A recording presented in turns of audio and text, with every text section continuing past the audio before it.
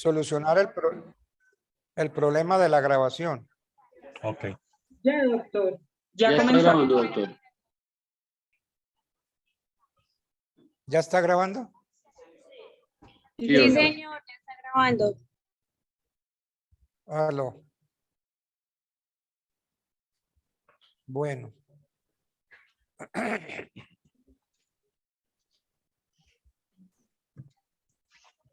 Bueno, entonces, si está, necesito aclarar primero el problema de la grabación. Media hora para solucionar ese problema. Profe, ya está grabando. No sé si me escucha. Ya está listo. Bueno, bendito sea mi Dios, que ya está todo listo. Bueno, entonces, repetimos, el tema para hoy es el testamento. Y entonces, le pedí a un distinguido alumno que compró una constitución que la tiene nuevecita, que no la he estrenado, que me lea por favor el artículo 58 de la Constitución Política de este país. Muy buenos días. Por favor.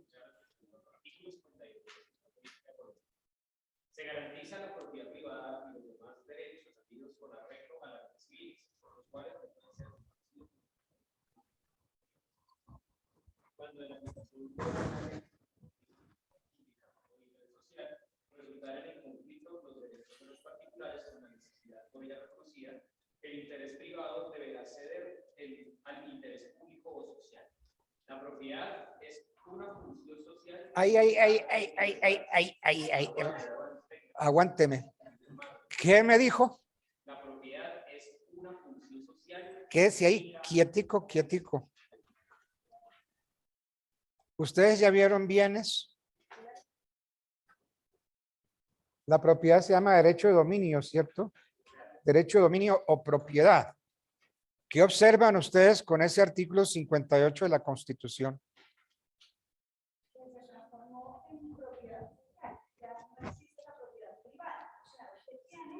El dominio de la propiedad y la propiedad privada está, pero cuando hay un interés general que prime sobre su... De acuerdo, pero ¿qué dijo la Constitución? Que la propiedad, ¿qué es? No, no dice tiene.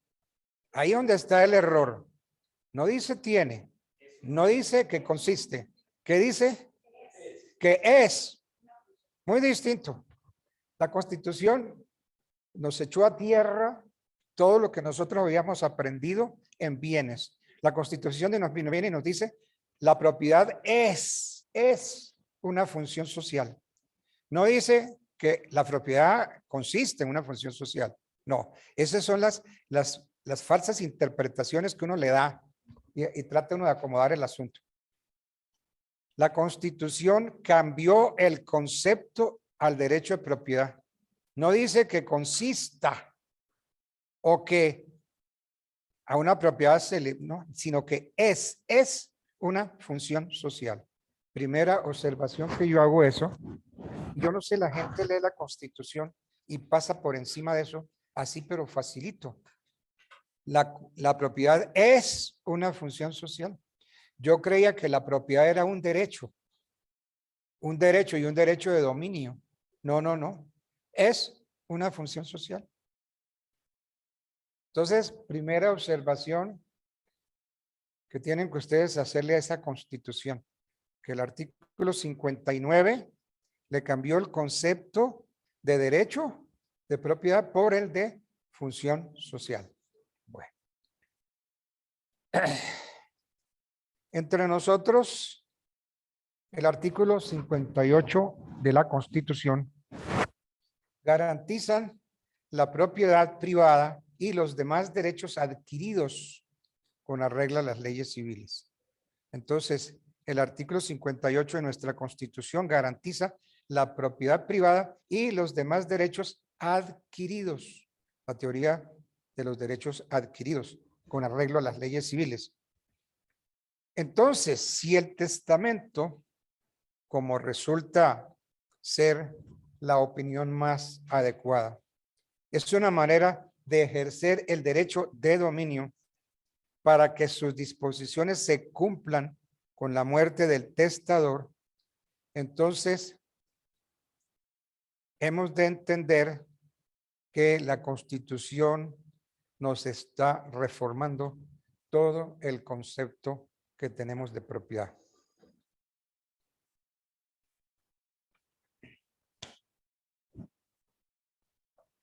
Este concepto de propiedad no es nuestro exclusivamente y no es que haya aparecido recientemente, no. Ya la ley de Semviral. ¿Cuál es la ley de Semviral?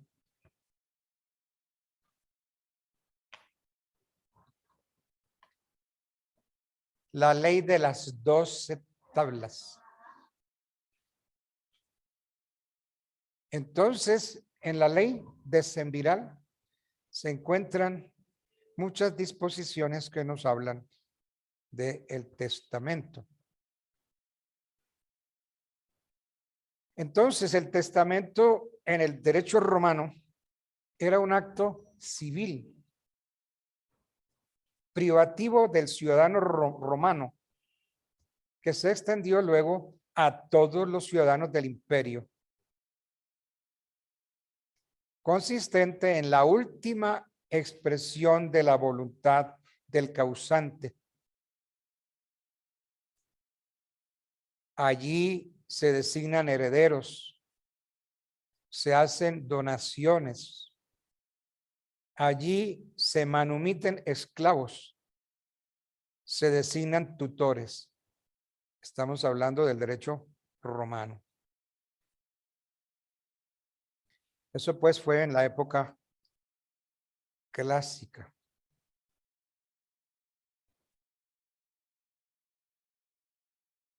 En la época postclásica, el testamento podía ser oral o escrito.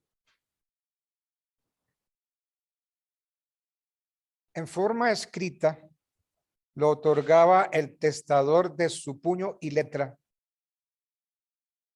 o lo hacía un escribano en su nombre delante de 7 ciudadanos romanos como testigos.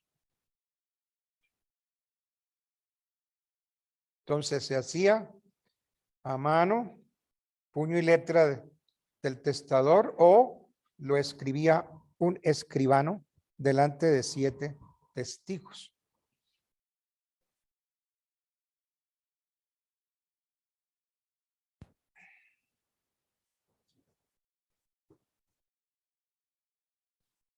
Bueno. Don Andrés Bello, redactor. Les recuerdo otra vez, ¿no? Que el testamento oral se otorgaba siempre ante 7 testigos, reunidos todos a un mismo tiempo, el testamento oral. Don Andrés Bello, redactor del Código Civil chileno, era partidario de la facultad de testar, pero encontró resistencia en la implantación de este sistema. Él quiso hacerlo más fácil, más asequible.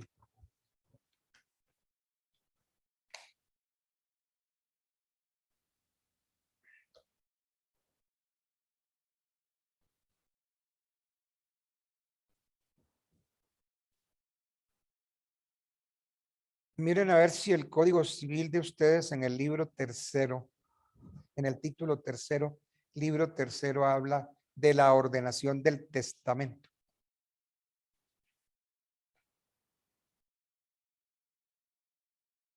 Título tercero, libro tercero.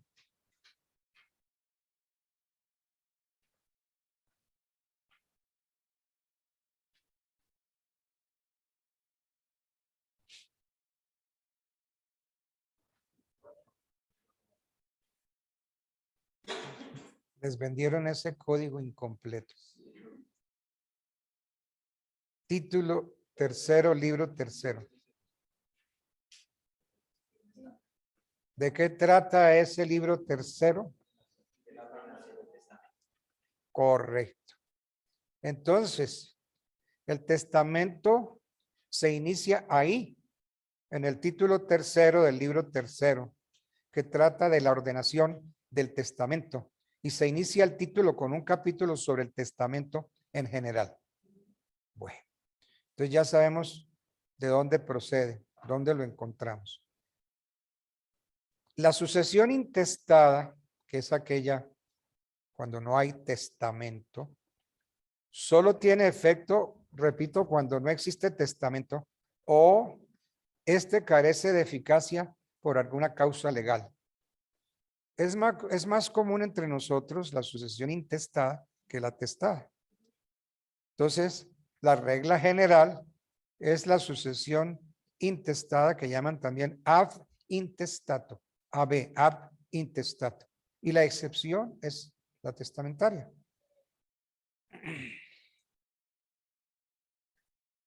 La sucesión testamentaria pierde importancia. Cada día pierde importancia. La intervención del Estado mediante el establecimiento de asignaciones forzosas ha conducido a que la iniciativa de la persona en la distribución de sus bienes vea reducido su ámbito de libertad. Entonces,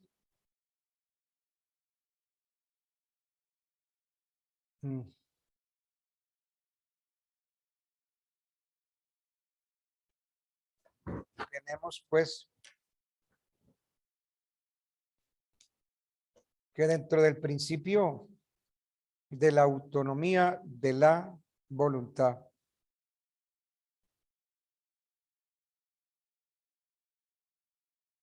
la ley faculta a las personas hábiles y capaces para disponer del todo o de una parte de los bienes para que tengan pleno efecto después de sus días, tal y como lo establece el artículo 1055 del Código Civil, que me van a leer.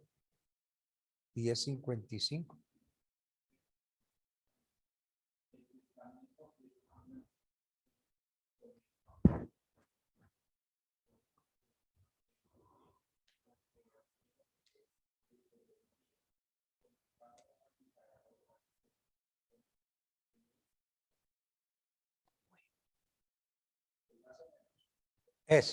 La palabra testamento proviene de dos acepciones latinas: testatio mentis, testatio mentis, que quiere decir testamento de la voluntad.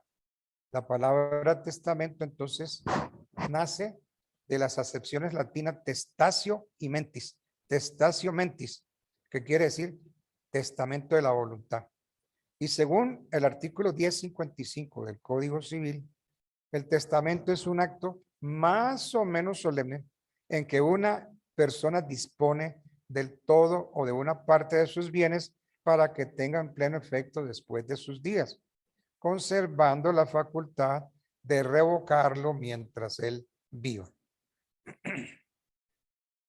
Para el caso de la sucesión testamentaria, el causante toma el nombre de testador. En la sucesión testamentaria, el testador el causante se llama testador y el causaviente se va a llamar heredero o legatario.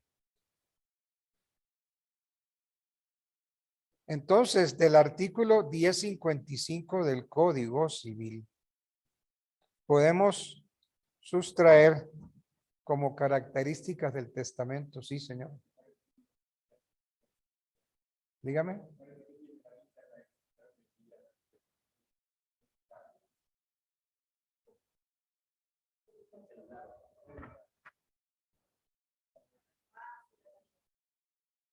¿El celular?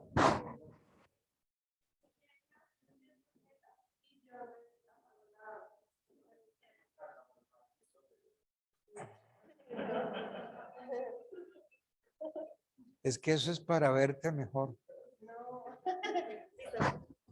¿Ya? ¿Cómo le parece? Entonces,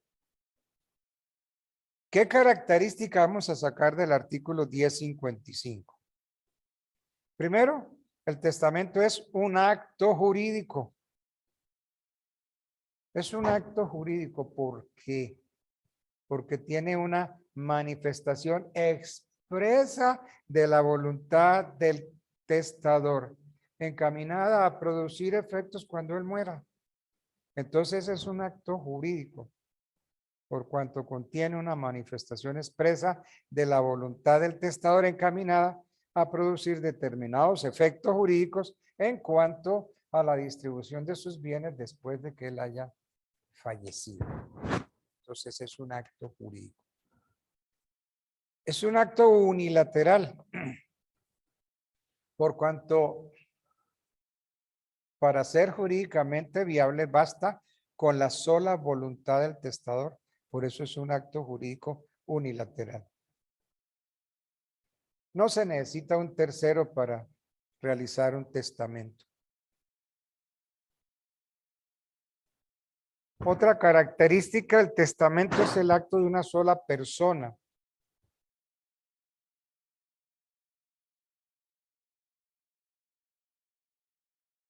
El testamento es el acto de una sola persona.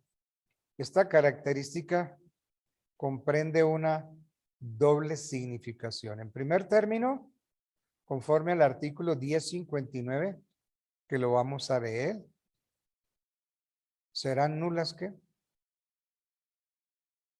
El testamento es el acto de una sola persona y según el 1059,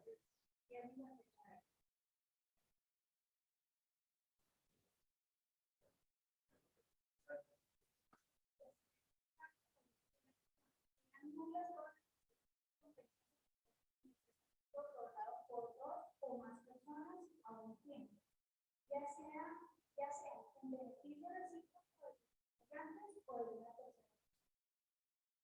entonces, de esta forma, en el 1059, el legislador descartó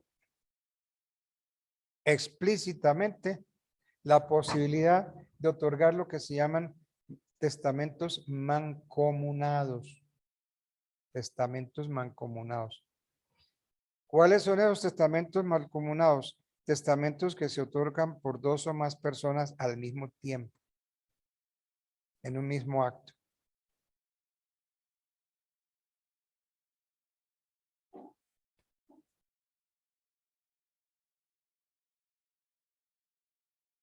Se prohíbe también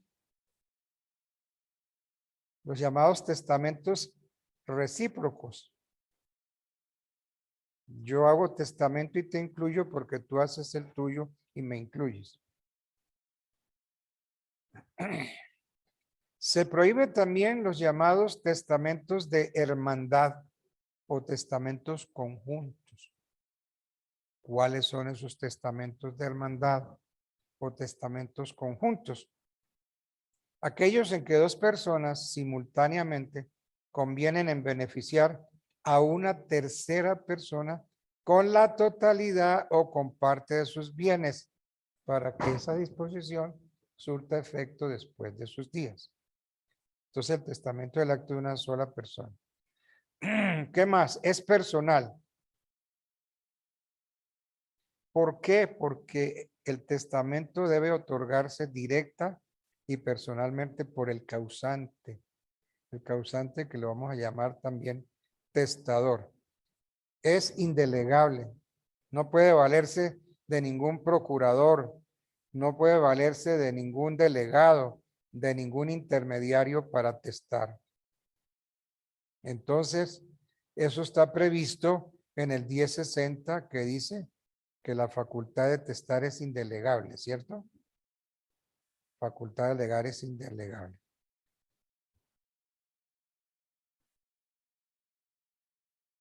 Es un acto más o menos solemne. Contenida esa definición en el 1055. Pero tenemos que entender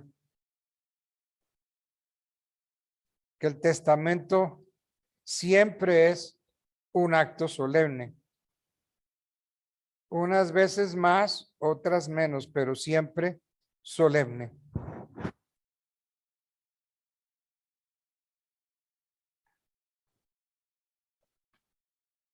Y para que no nos quepa duda,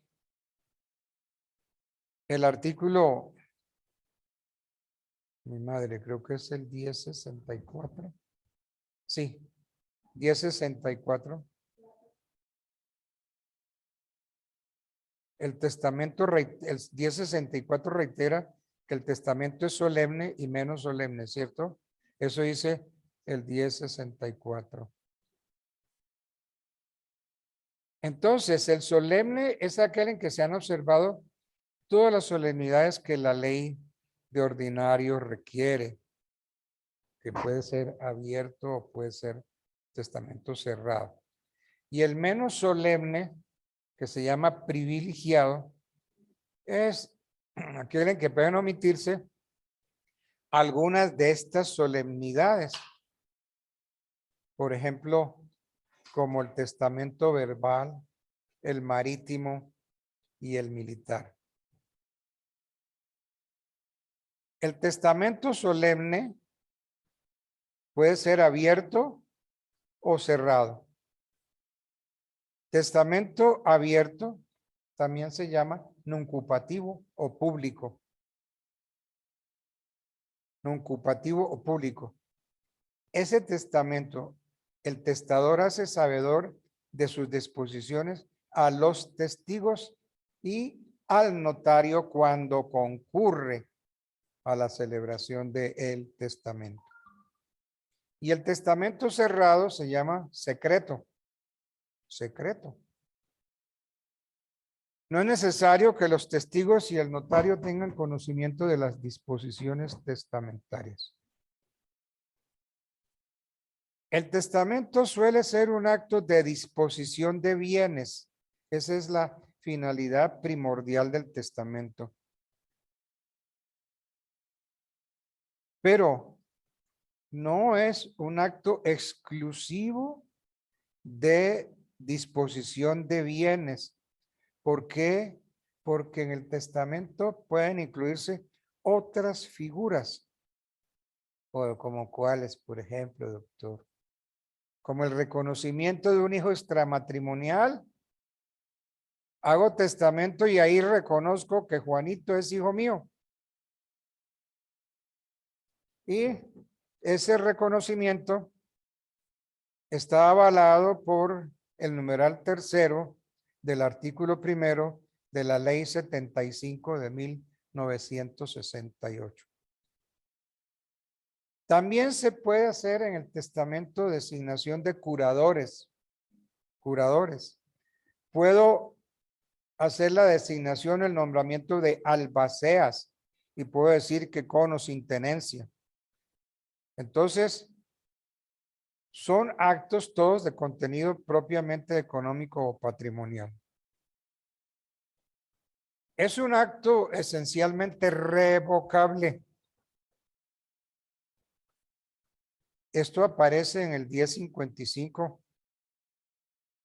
y creo que también en el 1057 del Código Civil, que dice 1055 y el 1057. ¿Qué dicen?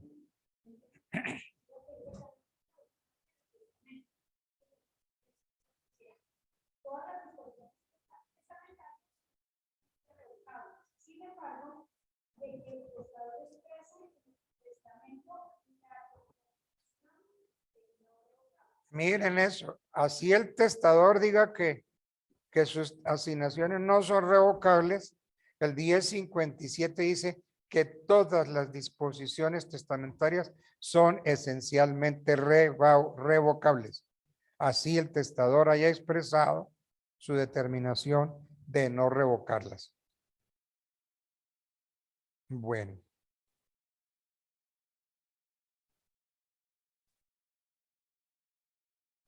Entonces es un acto esencialmente revocable. Y finalmente, que sus efectos se surten después de la muerte del causante. Esto resulta de la misma naturaleza del testamento. Por la propia definición, el testamento debe producir efectos después de fallecido el de cuyos, o sea, el causante. Sin embargo, hay casos de excepción en los que el simple otorgamiento del acto crea situaciones jurídicas, como cuando se reconoce a un hijo o nombra pasea, se hacen algunas disposiciones. Bueno. ¿Qué requisitos se necesitan para otorgar testamento?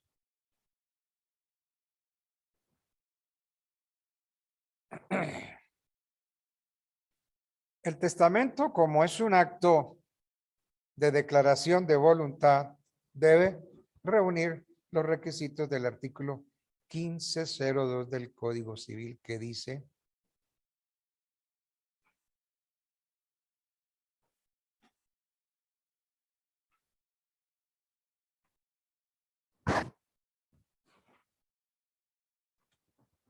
¿no les vendieron ese artículo? ¿Qué dice? Requisitos para obligarse. Artículo 1502. Para que una persona se obligue a otra por un acto o declaración de voluntad es necesario, primero, que sea legalmente casado.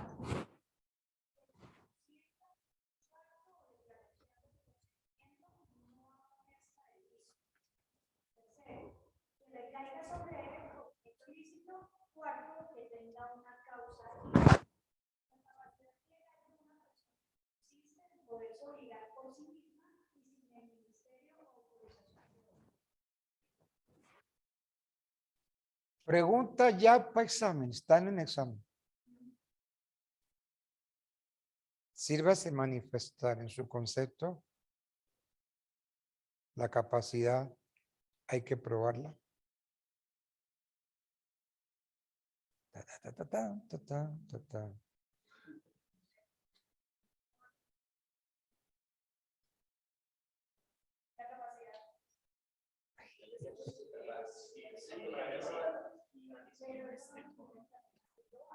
O sea, puede ser, digamos, yo lo que tengo que probar es si existe un vicio, en el tanto se presume la legalidad. Entonces, ustedes prueban, tienen que probar la capacidad. Están en examen. Diga usted, ¿se prueba la capacidad? ¿Sí? No, doctores. Ah, yo dije que no. ¿Por qué? No, por eso la capacidad no se debe probar. ¿Por qué? Pues porque se presume. Pero sí existe. un Listo, vicio, listo. yo lo debo probar. La capacidad se presume. Entonces, ¿usted qué es lo que prueba? Que no hay capacidad. O sea, incapacidad.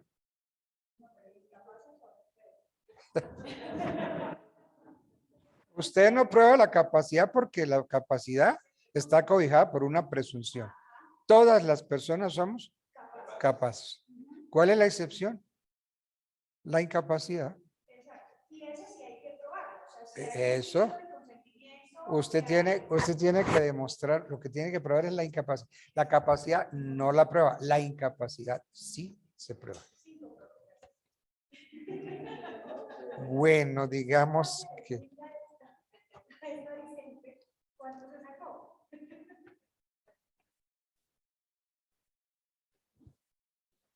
en cuanto a la capacidad para otorgar testamento, entonces bajo este respecto, entendemos como la actitud del testador para otorgar testamento conforme a derecho.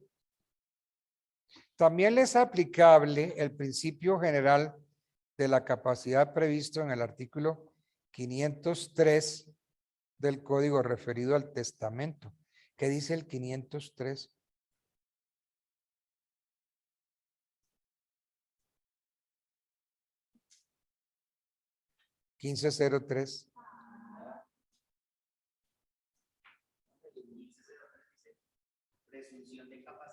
Exacto. Entonces, Artículo que se refleja, toda persona es legalmente capaz, excepto aquellas que la ley declara incapaces. eso. Entonces, toda persona se presume capaz. Pero aquellas que la ley declara incapaces están contenidas en el artículo 1503, ¿cierto? Sí. Creo que ahorita con la nueva ley,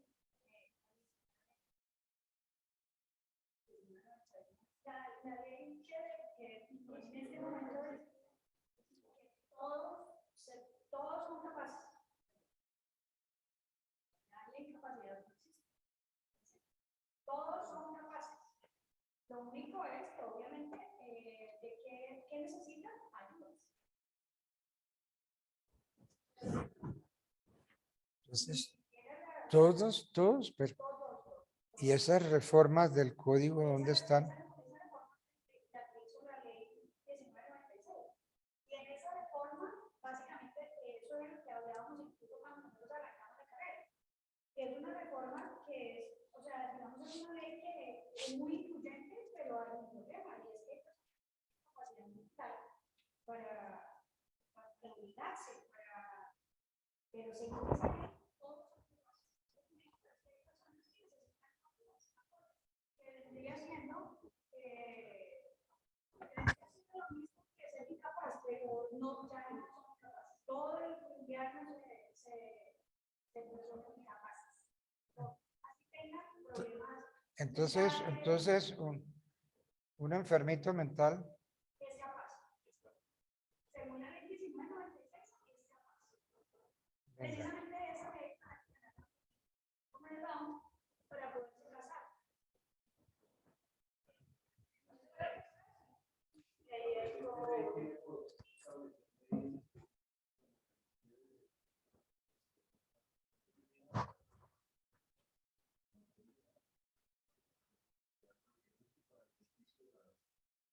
Los únicos dos que hacen incapaces son los menores.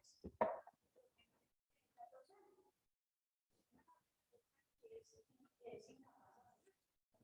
Porque el mayor de 14 hasta 18 es incapaz. perdóname, yo voy ya.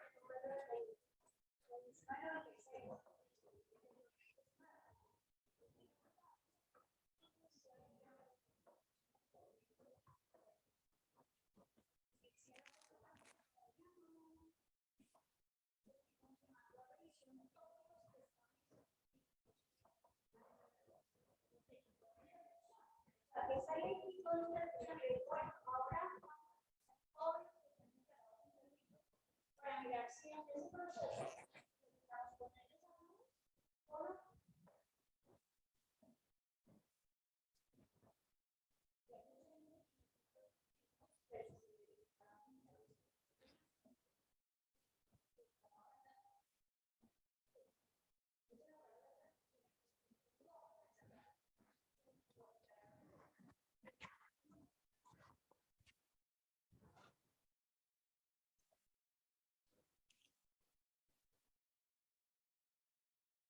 Ley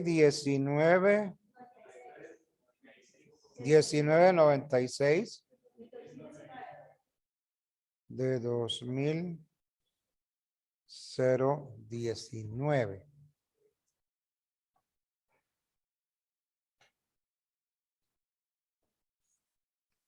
Vamos a ver si me están tramando o no. Voy a buscarme la ley. A ver si me están tramando. Porque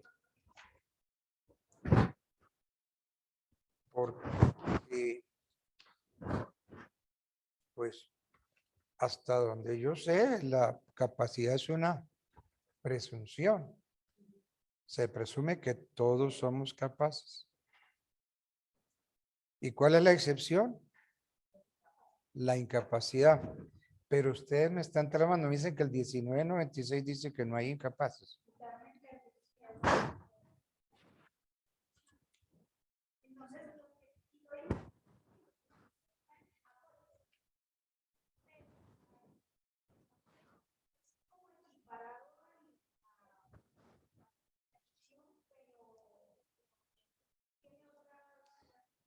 Y entonces,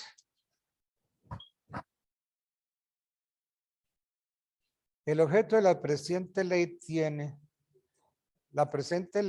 por objeto establecer medidas específicas para la garantía del derecho a la capacidad legal plena de las personas con discapacidad mayores de edad. A ver. Las personas con discapacidad, mayores de edad. Entonces son los mayores de edad con discapacidad. Pero entonces con discapacidad que sean mayores de edad. Y el acceso a los apoyos que pueden requerirse para el ejercicio de la misma. Interpretación normativa.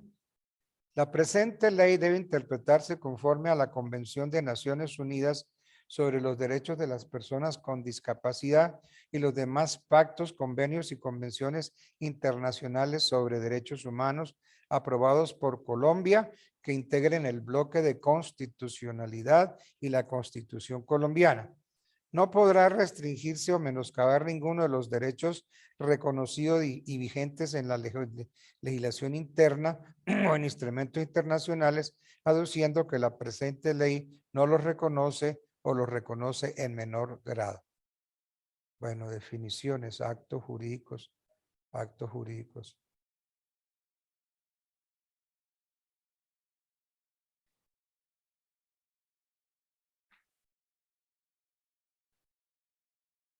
Bueno, y esto es muy extenso. Bueno, pero entonces, ustedes me quieren abrir el código en los artículos 1503 y 1504. 1503 y 5. Porque es que la capacidad para otorgar testamento está reglamentada para mí en forma diversa a la capacidad negocial general de que trata el 1503 y 1504. Estos artículos presumen a todas las personas como capaces. No necesitamos de la ley, excepto las consagradas expresamente incapaces o inhábiles por la ley.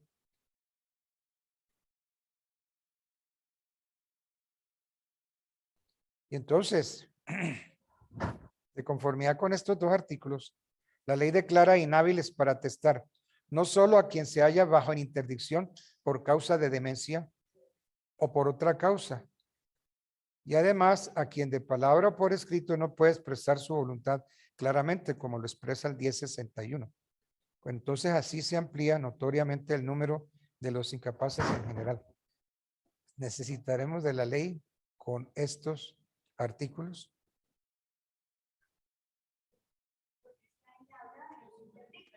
Y la modificación es básicamente que ya no hay interdicción. La interdicción en Colombia se acaba por la ley 1996. Pero es que Es decir, que no, o sea, que están inhabilitados para atestar las personas que tienen interdicción. Y los interdictos. pero no solamente interdicción, los que son inhábiles. Inhábiles para atestar. Interdictos no hay. Ya en ese país no existen personas interdictas. Mandaron a revisar todos los casos que hubiesen de interdicción para mirar si les tenían que poner una cosa. Porque el interdicto no tenía opinión de ninguna clase para nada. Entre tanto, indica un apoyo que esta es para guiar lo que usted quiere hacer. Lo que se presume que usted tiene la capacidad de hacer un fenomenal. Pero ve que tú en forma inteligente, muy inteligente, mas no de mala voluntad, nos estás llevando es a la palabrita interdicción.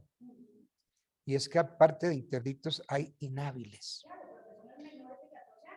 Inhábiles, inhábiles.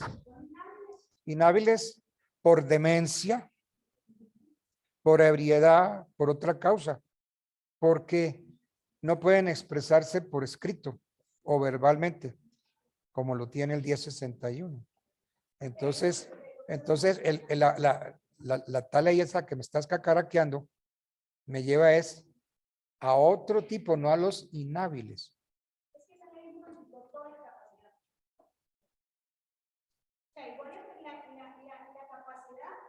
siendo, o sea,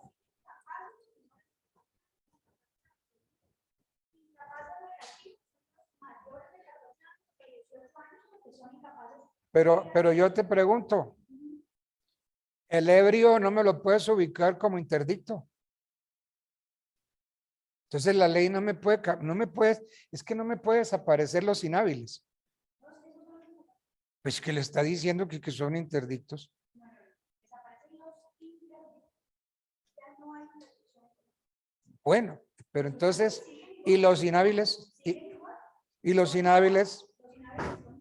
El que no está sano porque está borracho, porque está ebrio, el que por alguna razón no puede comunicarse ni oral ni en forma escrita, no puede expresar su voluntad claramente, ellos son inhábiles. Pues no me dices tú que la ley acabó con todo, barrió con todo. La inhabilidad, si yo exactamente cuál es inhábil o relativo o absoluto, es incapaz o absoluto, dependiendo de lo que acabo de interpretar. La palabra interrupción ya no existe, no interrumpe.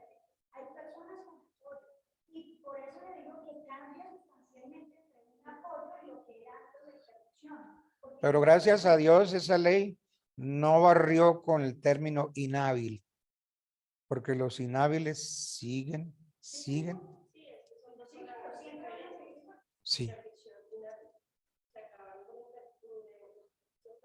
No entiendo ahí, o sea, alguien de mente sí puede prestar, pero alguien alcohólico no puede prestar.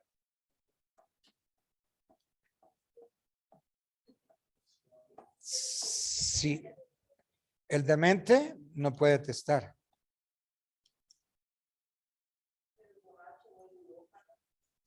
¿Sí o no?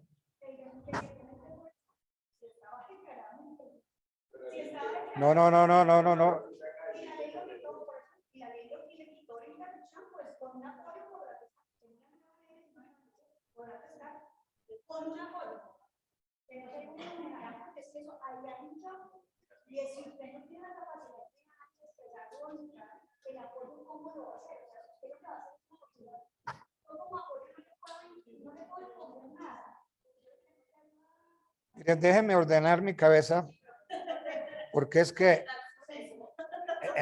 esta mujer está atentando contra mi sanidad. Miren, párenle bolas a lo que yo voy a decir.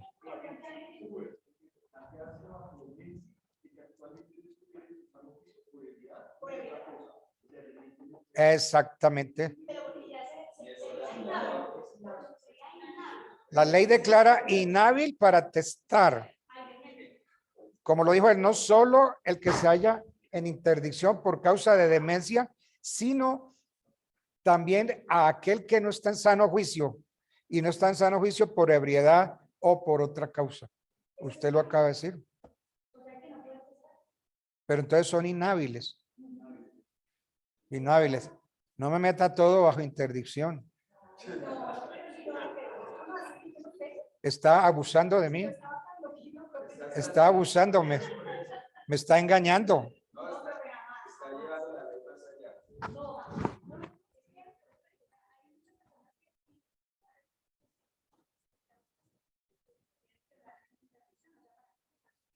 Porque usted podría tener vicio, cosas así, y lo permite.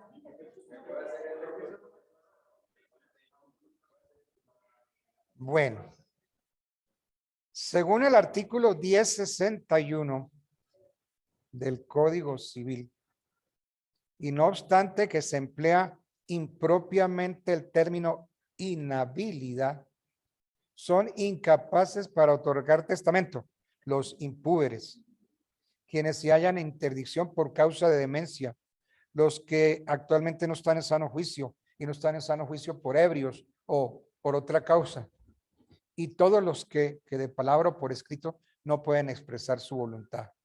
Entonces, hay que analizar por separado cada caso.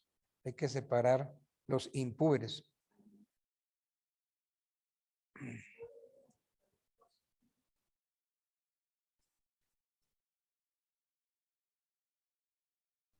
Entonces, El numeral primero del artículo 1061, ¿qué dice? Contempla en primer término como inhábiles para atestar a los impúberes. ¿Cierto? Léame por favor el numeral primero del 1061. Eso. El impúber. ¿Quiénes son los impúberes?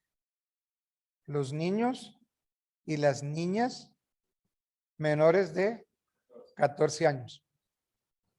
Esos son los impúberes. Entonces, el numeral primero del artículo 1061 contempla en primer término como inhábiles para atestar a los impúberes, hoy niños y niñas menores de 14 años que no son capaces para atestar.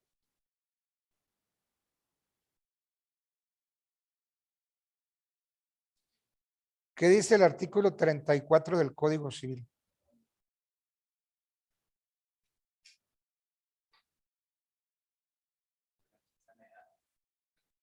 Dice, relativas a la edad, artículo 34. Llámese infante o niño todo el que no ha cumplido 7 años. Impúber, el que no ha cumplido 14 años. Adulto, el que ha dejado de ser impúber, mayor de edad, o simplemente mayor el que ha cumplido años y menor de edad, o simplemente menor el que no ha llegado a cumplir. Las expresiones mayor de edad o mayor empleadas en la ley comprenden a los menores que han tenido habilitación de edad. Bueno, la Corte Constitucional los igualó a todos en 14 años. Anoten la sentencia. Sentencia C-534 de mayo 24 del 2005. ¿La encontró?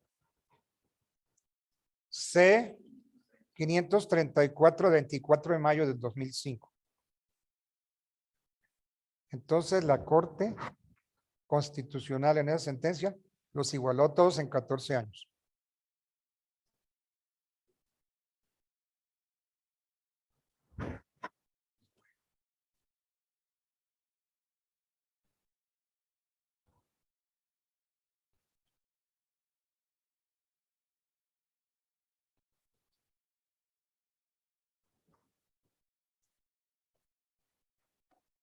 Como prueba de la incapacidad o la discapacidad,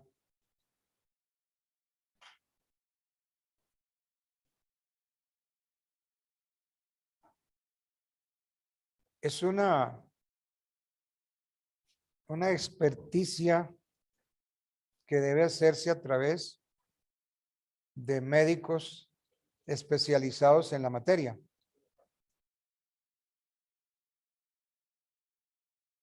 La apreciación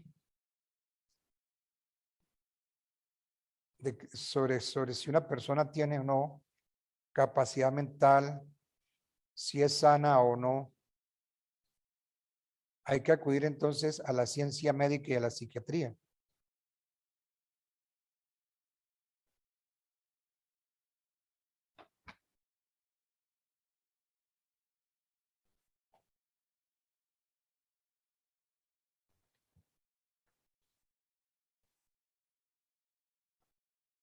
Si van a declarar en interdicción a una persona,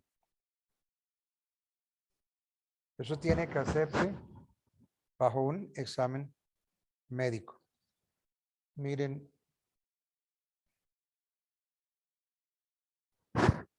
en Medellín yo acudí porque unos hijos querían quitarle a la mamá la administración de los bienes y le iniciaron un proceso de interdicción. Y en ese proceso llegan unos médicos y empiezan a hablar con la señora. ¿Usted cómo se llama, señor? ¿Dónde nació? ¿En qué año nació? ¿Tuvo hijos de? ¿Se casó? Sí. ¿Con quién? ¿En qué época? ¿Qué día? ¿Tiene hijos? Sí. Y todo lo que esa señora decía, todo estaba bien. divinamente. Entonces, no pudieron probar que esa señora estaba en interdicción. Por ende, entonces, no le pudieron quitar los bienes. Y tampoco pudieron quitarle la administración de sus bienes. Y es importante que en una prueba de esas ustedes estén presentes porque a veces les ponen como zancadillas a los viejitos para hacerlos incurrir en error. Entonces hay que estar ahí pendientes.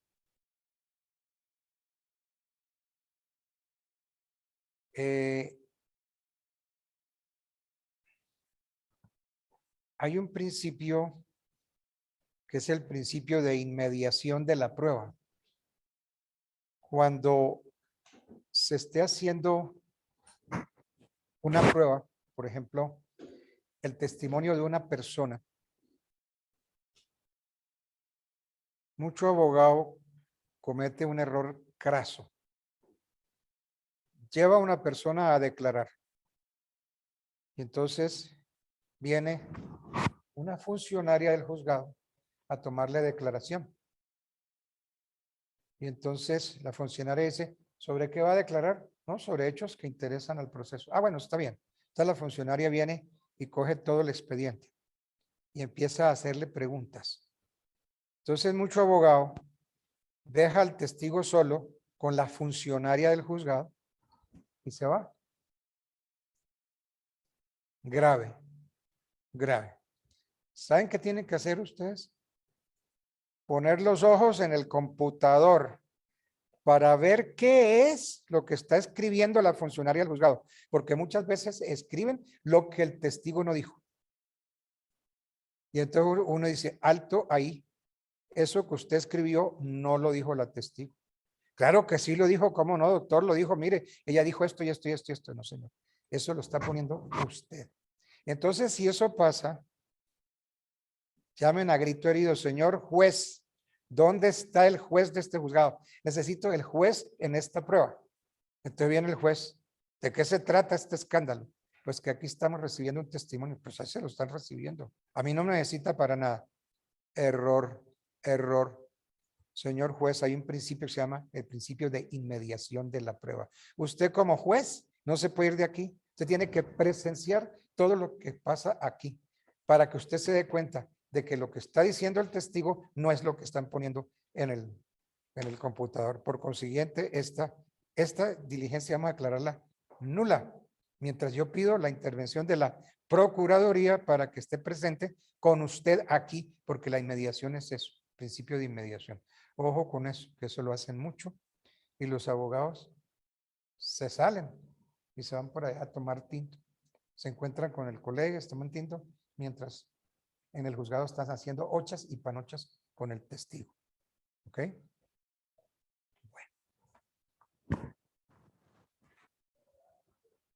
¿Eso qué? ¿Qué cosa? Las declaraciones esas por parte, digamos, del abogado. Sí, usted puede grabarlas. Usted puede grabarlas ahí, está en plena libertad.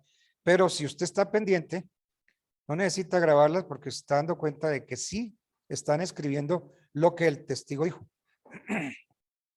Y ya no necesita sino pedir copia de ese testimonio para saber lo que se dice. Y si no, pare la diligencia y vaya a la Procuraduría y solicite un visitador de la Procuraduría para que esté presente, porque esas diligencias hay que declararlas nulas. Bueno.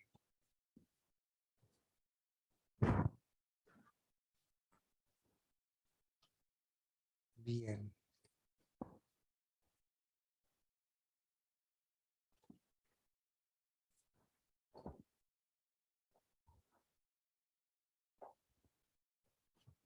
Bueno, vamos a ver entonces.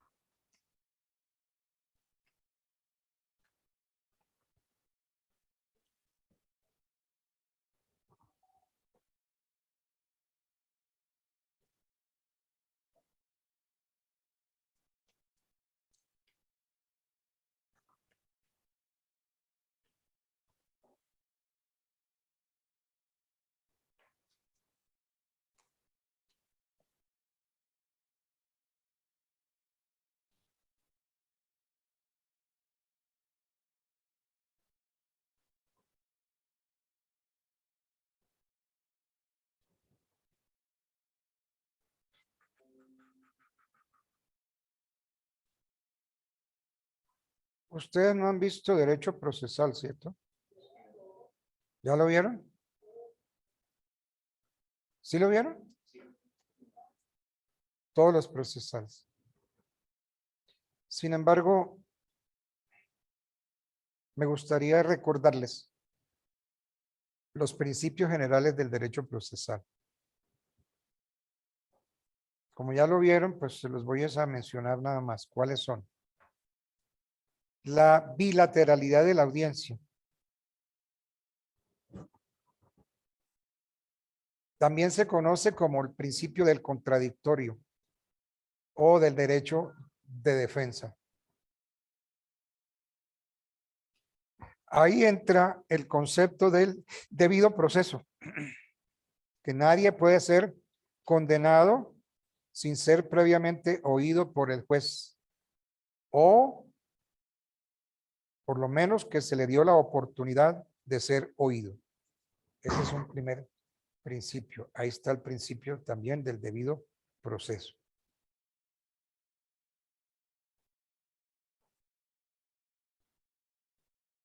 El artículo 29 de la Constitución, ¿qué nos dice?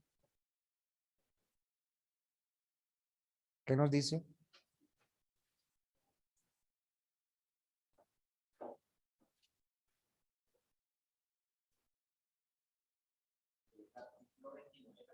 El debido proceso se aplicará a toda clase de actuaciones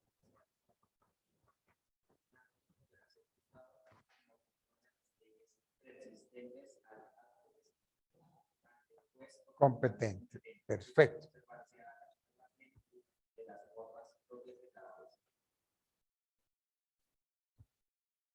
Este es un parámetro que ostenta un rango constitucional porque está en el artículo 29 de la Constitución. Formalismo, otro de los principios generales. Hace relación a que el proceso exige unas formas rígidas que lo estructuren como garantía, como un instrumento eficaz. Formalismo.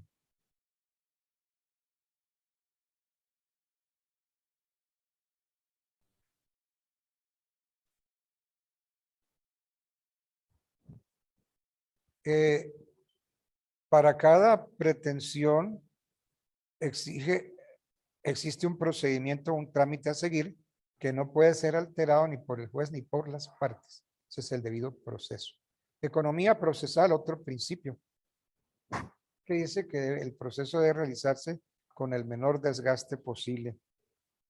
Otro principio es el principio de autoridad, principio de moralidad. Pero hay unos principios específicos del derecho procesal, el principio de la publicidad.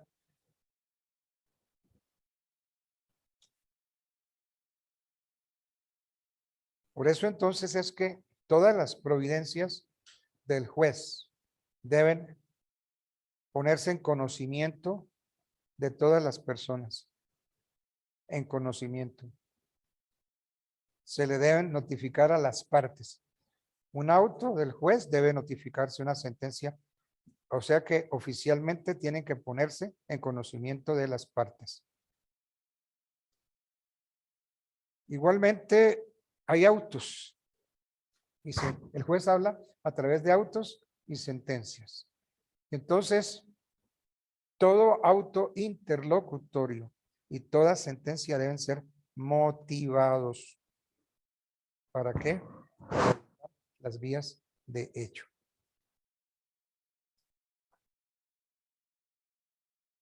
Igualmente, los medios de prueba deben ser conocidos por las partes, porque no hay pruebas secretas. A su vez, los procesos pueden consultarlos determinadas personas, no todo el mundo. Primero, funcionarios públicos, pero los funcionarios públicos en ejercicio de sus atribuciones y en razón de ellas, el funcionario puede mirar el proceso. Los abogados titulados e inscritos, podemos verlo. Las partes pueden ver los procesos. Dentro de las partes, metan a los auxiliares de la justicia. Ellos son parte también. Los directores y miembros de los consultorios jurídicos en los procesos en que están autorizados los consultorios jurídicos. Los dependientes de los abogados inscritos, ellos pueden ver los procesos, pero siempre que sean estudiantes de derecho. También las personas autorizadas por el juez con fines de docencia y de investigación científica. Otro principio, el de la preclusión. Preclusión que también le llaman eventualidad. ¿En qué radica eso? El proceso está constituido por una serie sucesiva de actos procesales que corresponden a un orden lógico que permita llegar a la sentencia. Entonces, la sentencia requiere una estructura física porque se necesitan un mínimo de existencia de determinados actos procesales. No podemos llegar y se presentó la demanda, se contestó la demanda y el juez ya va a dictar sentencia. No, no se puede, no se puede. El principio de preclusión garantiza la correcta construcción del proceso. ¿Por qué? Para cada acto procesal existe una oportunidad que no puede revivirse posteriormente, a no ser que la misma ley lo autorice. Entonces, el proceso tiene etapas. Etapa de aceptación de la demanda, etapa del traslado de la demanda, la etapa para contestar la demanda, la etapa para presentar excepciones previas, la etapa para practicar pruebas, la etapa para los alegatos de conclusión, y la etapa para decidir peticiones, para decidir incidentes y finalmente para dictar sentencia.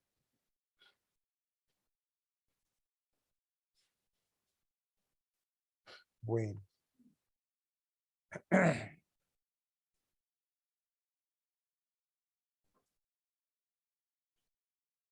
A ver, las excepciones de prescripción están en examen. Y yo les hago la pregunta. Sírvase manifestar las excepciones de prescripción, compensación y nulidad relativa. ¿Quién las formula y en qué momento? Por el demandado en la contestación de la demanda. ¿El juez puede acogerlas oficiosamente?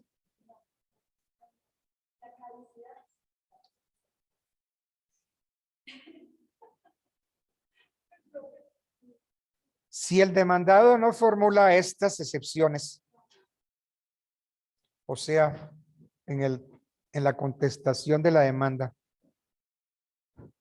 ¿puede invocarlas posteriormente? O sea que le precluye la oportunidad para invocarlas con posterioridad. Sin embargo, esto no se extiende a los procesos ejecutivos. Las excepciones previas, ¿cómo se pueden presentar?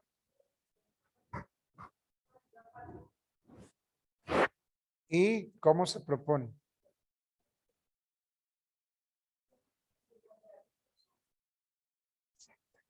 Dentro del término de traslado de la demanda, que este es el artículo 100. Bueno. Principio de la economía procesal. En fin. Bastante. ¿Y el principio de las dos instancias? Sí.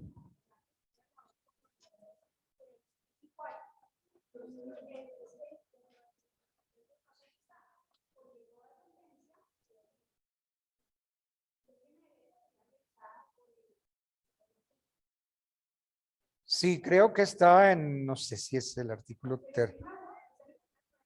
o ¿En el 29 o en el 31? 31. Y en el Código de Procedimiento Civil, pues que, pero que sí hay que acudir al código, en el artículo 3 del Código de Procedimiento.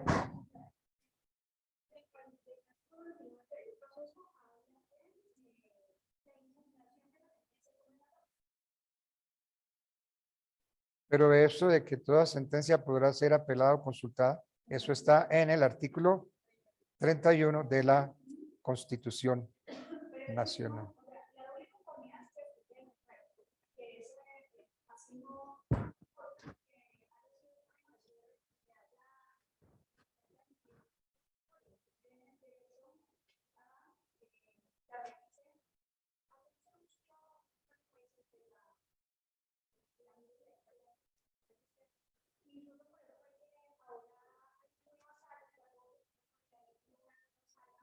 Que revisa todos los magistrados para revisar las sentencias de instancia emitidas por la misma corte. Porque ahí se aplica. Bien, muy bien, sí. Eso es cierto. Eso es totalmente cierto. Bueno.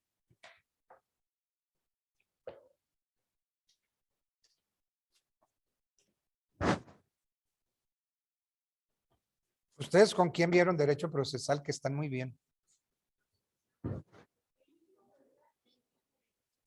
¿Doctor qué? Melo.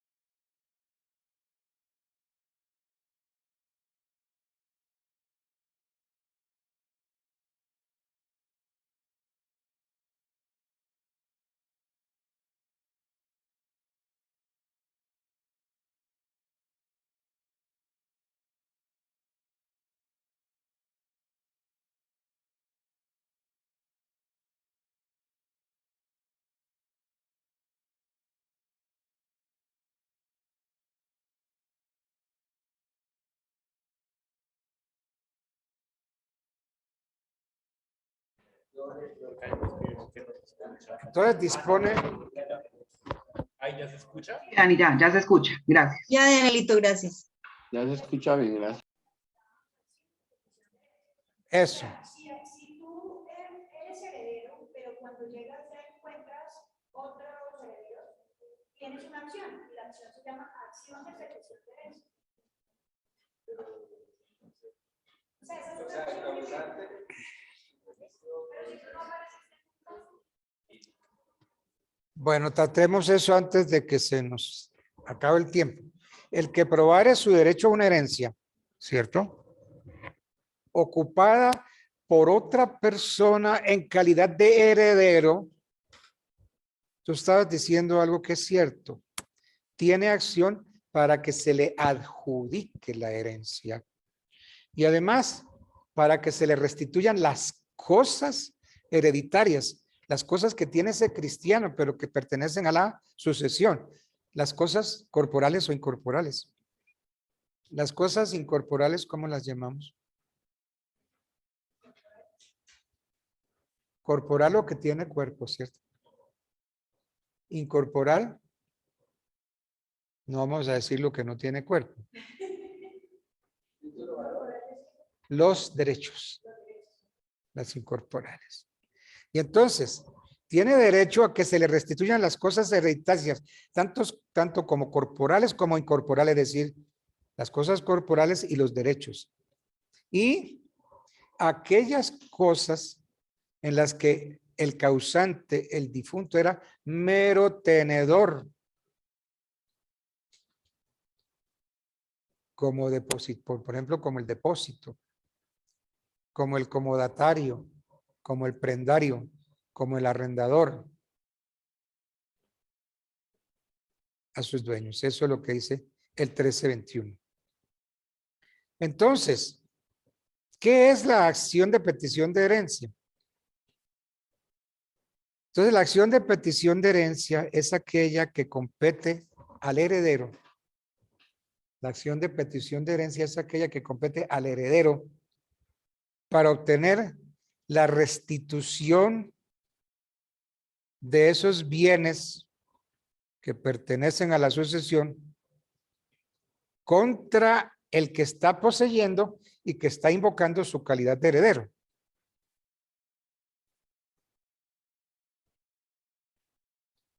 Entonces, se trata en verdad de un litigio entre herederos sobre el derecho real de herencia. Entonces va a ser un pleito entre herederos para que el juez decida a cuál de los dos le corresponde la titularidad y el ejercicio de esos derechos. Y entonces la acción de petición de herencia, ¿cómo la podemos definir más mejor, por así decirlo? Es la acción real dada al heredero contra aquellos, la acción real dada al heredero contra aquellos que pretendiendo tener derecho en la sucesión, la están reteniendo de hecho en su totalidad o en parte.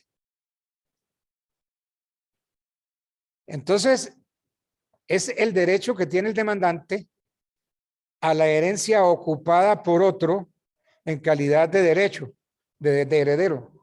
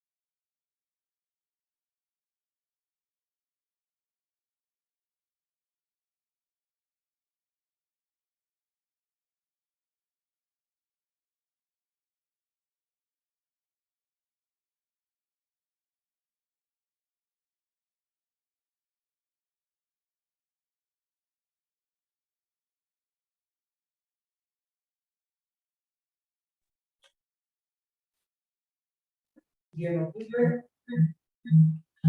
la S, quien ocupe la S, por el carácter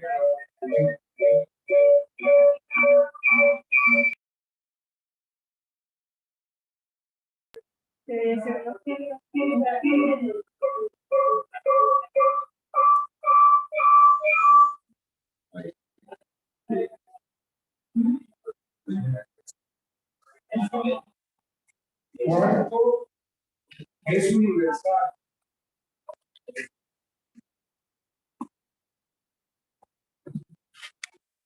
Quinto es indivisible.